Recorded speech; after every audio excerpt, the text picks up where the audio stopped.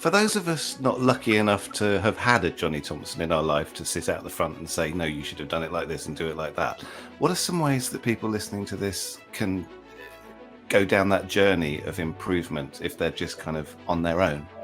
I think by not being on their own. I mean, I think you need magic is a social form.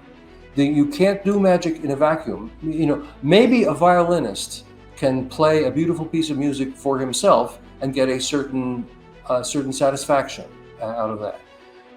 Magic is not that way. Magic is a communication. It's much like comedy, in that it doesn't exist. Comedy doesn't exist unless there's an audience there to get the joke and laugh.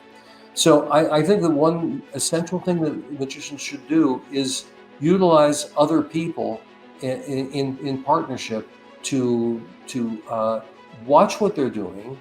I mean, there's so many levels at which people can be helpful. It's helpful just to have someone volunteer to watch what you're doing. It's helpful to have somebody who is skillful watching what you're doing and saying, you might try it. Have you thought about it this way? I say this is very much in the forefront of my mind, not only because Penn and I do this with each other all the time, constantly, and it's one of the reasons that we've been able to produce as much material as we have, but because the other night, I had done a little talk for Tannen's Magic Camp, and Matt Franco, fellow magician in town, wonderful performer, had been on the program also. He wrote me a little complimentary email and said, if I can ever be of use to you, let me know. And there was a problem that I was stuck on for a piece that Penn and I are working on. And I was just stuck on it. You know, the way you just can't break loose. You go around in a circle and then around in a circle and around in a circle. And I wrote back to Matt, want to Zoom right now? And he went, okay. And he Zoomed. And I told him what the situation was, and we talked.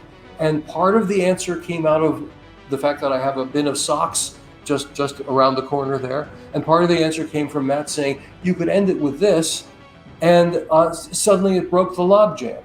And I said, Matt, do you have anything you're working on right now? And he said, well, actually, yeah, I got this routine that I'm working on. Do you have time to look at it? I said, sure. So I watched that, and afterwards we talked about it, and I think maybe we were able to do a little bit of a breakthrough to unstick him on the problem that he was dealing with. So I think appealing to other people, and not being so damn terrified. Magicians are just. They often are terrified. They're terrified of getting caught. Well, I'm afraid that part of getting good is getting caught. So,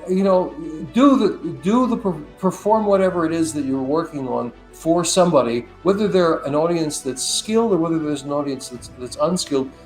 The conversation will help advance the art.